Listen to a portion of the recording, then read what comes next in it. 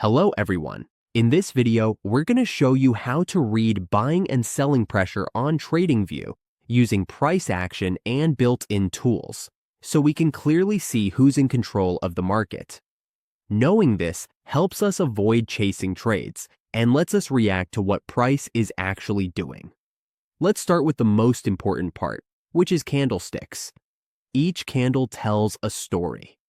When we see strong bullish candles with large bodies and small wicks, that usually means there's buying pressure. Buyers are in control and are pushing price higher. On the other hand, strong bearish candles with large bodies and small wicks show selling pressure. This is when sellers are dominating the move. Now, wicks matter too. A long lower wick means buyers stepped in and pushed price back up, showing buying pressure.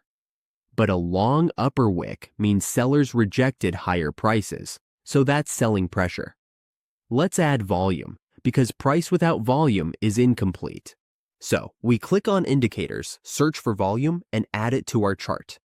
When price moves up and volume increases, that confirms strong buying interest.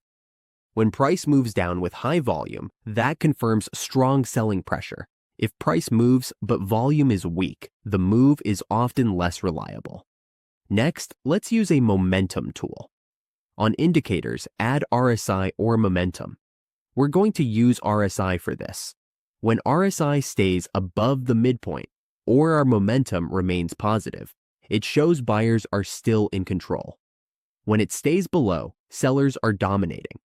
Remember, momentum tools don't predict reversals. They help confirm pressure.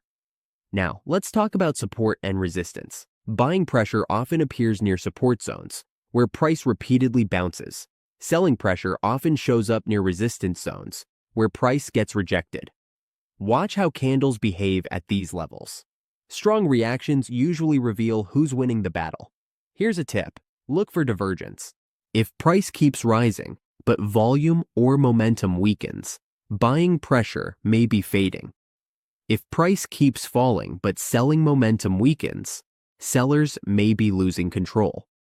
Some common mistakes to avoid are relying on just one indicator, ignoring volume, or reading pressure without any context. Buying and selling pressure is about confirmation, not prediction. When we combine candles, volume, momentum, and key levels, Tradingview gives us a clear picture of market behavior.